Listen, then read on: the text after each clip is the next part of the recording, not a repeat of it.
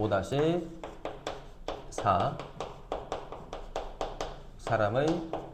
사람입니다. 사람의 유전에 대해서 공부하겠습니다.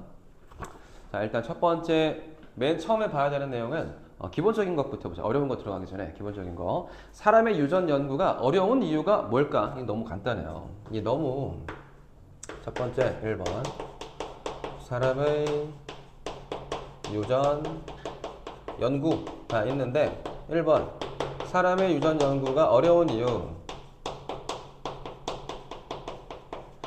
연구가 어려운 이유 몇 가지가 있어요. 자, 지금 바로 몇 가지 한 3가지 정도는 추측 가능합니다. 첫 번째, 내 맘대로 교배돼 안 돼? 돼요. 돼? 왜 안 돼요? 그럼 내가 내 맘대로 교배를 자, 사람의 유전 연구가 어려운 이유는 첫 번째, 내 맘대로 교배가 안 되기 때문에 그렇습니다. 그렇죠? 원하는 내가 연구를 하고 싶다고 해서 누구와 누구를 일정 결혼을 시켜서 자손을 만들어내고 이런 과정들을 임의대로 할 수가 없다는 얘기죠. 콩은 가능해. 완두콩은 가능하지만 사람은 그게 불가능하죠. 첫 번째, 자유로운 교배가 불가능하다. 자유로운 교배 불가능하다. 완전 불가능합니다. 다음 두 번째, 형질이 너무 다양하고 복잡하다. 형질이라고 하는 것은 모양이나 색깔이나 키 크기, 머리카락 굵기, 눈 색깔 이런 것들을 전부 형질이라고 그랬는데 형질이 다양하기도 하고요. 굉장히 너무너무 다양하죠. 복잡합니다.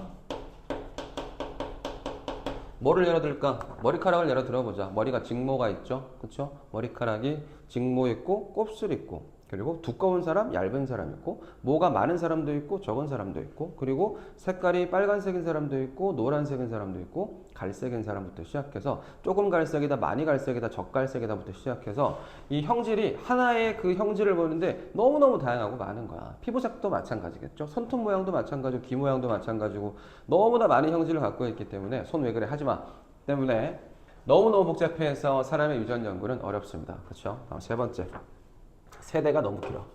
긴 한 세대. 연구를 해보고 싶은데 자손을 낳았을 때부터 시작을 하자. 그러면 내가 연구를 시작하고 있어. 그럼 난 적어도 30살은 됐을 거 아니야. 그치?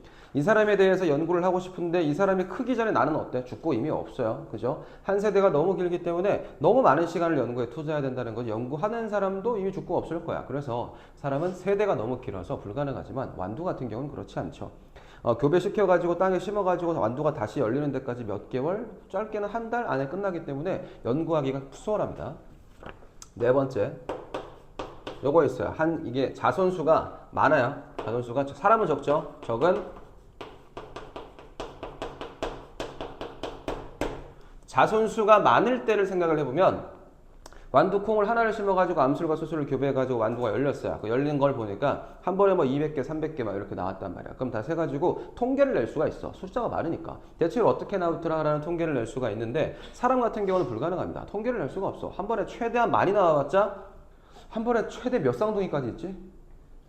네 쌍둥이, 5쌍둥이까지는 들어본 것 같아. 그쵸? 10명 이상 넘어갈 때 한 번에 나올 수 없잖아. 불가능해요. 그래서 적은 자손수가 사람의 유전 연구가 어려운 이유 네 번째가 되겠습니다. 그리고 마지막 하나만 보면 환경의 영향을 많이 받습니다. 환경의 영향을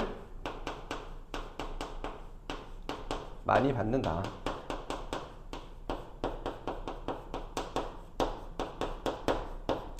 자, 환경의 영향을 받는 거 요거는 쌍둥이 실험 가지고 조금 더 확인해 볼 수가 있고요. 일단 사람의 유전 연구가 어려운 이유 5가지 봤습니다. 자, 두 번째, 사람의 유전 연구 방법 볼게요. 2번. 사람의 유전 연구 방법.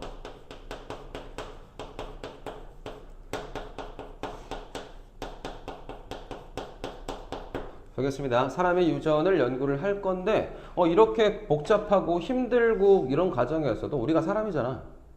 그치? 우리가 사람이니까 사람에 대해서 연구를 해야 돼, 안 해야 돼? 해야 돼. 그치? 어쩔 수 없이 연구를 해야 돼. 그래서 직접적인 방법과 간접적인 방법들이 있을 수가 있는데 먼저 간접적인 방법들을 보자면 가계도 조사가 있어요. 첫 번째 1번.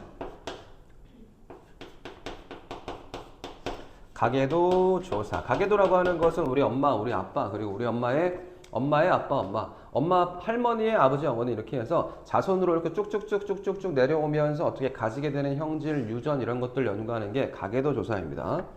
이거는 유전자를 추적하겠다는 거야. 이걸 가계도 조사라고 불러요. 내가 만약에 생명이야. 생명은 자주 일어나는 그 변이는 아닙니다. 생명은 자주 일어나진 않아. 내가 생명을 가지게 됐는데 누구 때문에 이 생명이 가지게 됐는지, 내가 누구한테 유전이 됐었는지, 누가 우리 조상들 중에서 유전에 그 생명이 있었는지를 조사해서 위로 쭉쭉쭉쭉쭉 올라가고 내 자손한테도 어떤 형질이 나올 수 있는 걸 조사하는 거, 이거를 가계도 조사라고 불러줄 수 있고 유전자를 추적하겠다는 겁니다. 두 번째, 통계조사. 이거는 뭐 어려운 내용이 아니에요. 통계를 낸다는 거는 100명하고 200명 이렇게 내놓고 AB형이 몇 명쯤 있나, O형이 몇 명쯤 나오나 이런 것들 통계조사라고 볼 수가 있습니다. 평균 측정합니다. 확률. 평균 축이 아니고 측, 평균을 측정한다. 확률을 계산한다. 이런 거 통계조사 될 수가 있어요. 100명을 조사를 했을 때 AB형은 몇 프로쯤 나오는지 혹시 알고 있어? AB형은 10% 안쪽입니다. AB형은 잘 없어요. 제일 많은 게 뭘까? B. A 아니면 B. 그 두 개 중에 하나가 제일 많고. 왜요? 에? 왜 그게 많아요? 좀 더 설명을 할 거예요. 다음 주쯤에 설명할 수 있을 것 같아요. 그리고 이게 두 가지가 있거든. A형은 AA, AO 이런 거 혹시 들어봤어? 본 적 있어? 없어? 없어요? 이거 나중에 설명할게요. 이거 재밌어요. H 마이너스 B? 아니 그런 거 아니야. RH 뭐 그런 거 있는데 그거 말고 RH 플러스만 얘기할 거예요. A형은 이게 AA, AO가 되면 전부 A형이고 BO, B, B 이 둘 다 B형이기 때문에 A형과 B형이 제일 많습니다. B오가 뭐예요? 있어요. 설명할게요. 나중에. 자, 3번 쌍둥이 조사.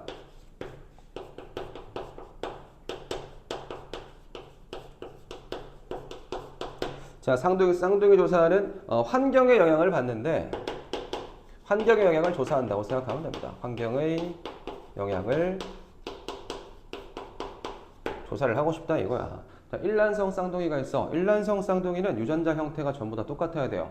유전자 구성이 완전히 똑같은 이 일란성 쌍둥이를 각각 다른 지역에 갖다 놓는 거야. 한 명은 아프리카에 갖다 놨어. 한 명은 남극에 갖다 놨어. 어떻게 성장할 거냐 이거죠. 같은 유전자를 가지고 환경에 따라서 어떻게 달라지나를 볼 수가 있고, 이란성 쌍둥이가 있을 수 있어. 이란성은 유전자 구조가 완전 달라. 근데 걔네들을 같은 환경에서 키우는 거야. 그럼 어떻게 똑같아질까? 이것도 구성할 수가 있어. 볼 수가 있어. 예, 궁금해?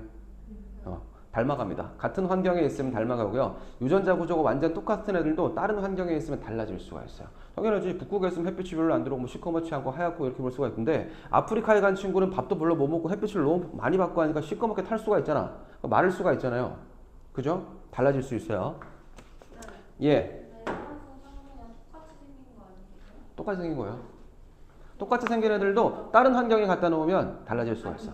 다르게 생겨질 수가 있어. 먹는 거에 따라서. 자, 다음에 최신 연구 방법을 볼게요. 네 번째, 이게 4번입니다.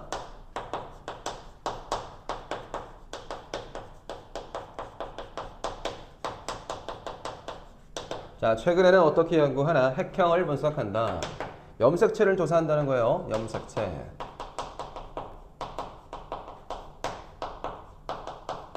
자, 이 염색체를 조사하는 게, 그리고 유전자를 조사하는 거, 이런 것들이 최신 연구 방법이라고 볼 수가 있습니다. 한번 볼까? 쌍둥이 참고표.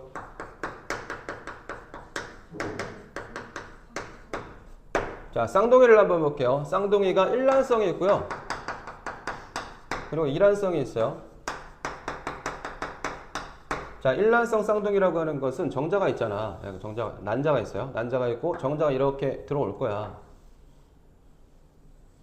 자, 이렇게 정자와 난자의 하나가 만났어. 한 개의 정자, 한 개의 난자가 만났단 말이야. 그럼 뭐가 됩니까? 꼬리는 끊어지면서 뭐가 됩니까?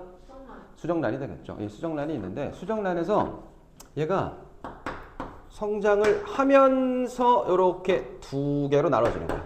두 개로 나눠졌어요. 자, 얘가 한 명이 되고 얘가 한 명이 됐어. 이거 일란성입니다. 유전자 구성이 어때요? 한 명이 남자고 한 명이 여자일 수 있을까 없을까? 없어요. 일란성은 그게 불가능합니다. 이건 그럴 수가 없어요. 하나의 유전자, 똑같은 요 난자의 정자에서 만들어졌기 때문에 얘랑 얘는 유전자 정보가 완전히 똑같고 성별도 완전 똑같아야 돼요. 얘가 정자가 갖고 있는 거 XY 아니면 XX잖아. 그치? XY가 들어왔다고 생각해보자. 그럼 남자잖아. 그치? 남자로 결정됐지? 갈라져도 남자랑 남자야. 근데 그러면 저거 수정란 네. 아니 수정이 되잖아요. 수정란은 어디를 잘라도 똑같아요. 그렇죠. 상관없어요. 이렇게 이게 지금 이게 두 개로 잘라져 가지고 한 명 한 명이 되는 거는 요거는 지금 두 명이죠. 근데 이게 어떻게 하다 보니까 네 개로 잘라졌어. 그럼 네 명이 되는 거야. 네 쌍둥이가 되죠. 네 쌍둥이가 전부 같은 유전 정보를 가지고 있고 성별로 다 똑같은 형태가 나올 수도 있어. 이게 일란성이야. 그럼 일반적인 애들보다 걔네가 정보가 적어요. 아니요, 똑같아요. 다 똑같아요. 체세포 분열하잖니? 감수 분열하는 게 아니잖니? 아. 그렇죠? 자, 유전자 정보가 동일합니다. 성별 같다 다른 것은 다르다 그랬어? 성별은 무조건 동일할 수밖에 없어요. 자, 성별도 동일하고요. 또 뭐 있을까, 정보가? 이거는 환경에 따른 형질 차이가 나타날 수가 있겠다. 환경에 따른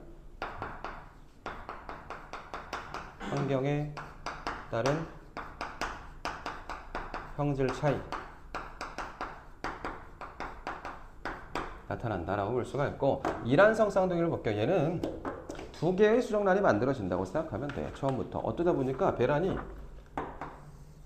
난자가 두 개의 난자에서 수정이 모두 일어난 거야. 이게 그거죠. 그 인공수정 하는 거 있죠. 인공수정할 때 난자를 여러 개를 집어넣는단 말이야. 그 중에서 성공하는 애들이 태어나는 거야. 근데 확률이 되게 높진 않지만 쌍둥이들을 봤을 때 요즘에 쌍둥이들이 많은 이유가 뭐냐면 요즘에는 이란성 쌍둥이들이 많이 태어나기 때문에 인공수정을 많이 하기 때문에 이란성 쌍둥이가 나올 수가 있다. 난자를 한 개만 넣는 게 아니고 난자를 여러 개 처음에 집어넣고 그 다음에 정자 결합되는 것 걔네가 나오기 때문에 그래요. 자, 얘는 남자가 나올 수 있어요. 그리고 여자가 나올 수도 있습니다. 됐나요? 유전자 구성이 어떨까? 유전자 구성이 같다 다르다? 다릅니다. 자, 유전자 구성은 다르고요. 같은 성별일 수도 있고 가능하고요. 다른 성별도 가능해요. 됐습니까? 여기는 형질 차이가 나는데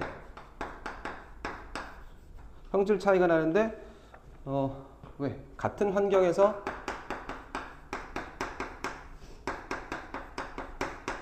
얼마나 닮아가느냐 이걸 연구를 하는 거예요. 자, 쌍둥이 두 개가 있어요. 일란성 쌍둥이는 환경에 따라서 똑같이 생긴 애들인데 환경에 따라서 어떻게 달라지느냐 이 차이가 있고, 이란성 쌍둥이는 형질은 분명히 차이가 나는데 같은 환경에서는 어떻게 되느냐 이런 것들을 조사할 수가 있겠죠. 쌍둥이에 대해서 한번 봤습니다. 자, 그 다음에 2번 넘어갈게요. 여기까지.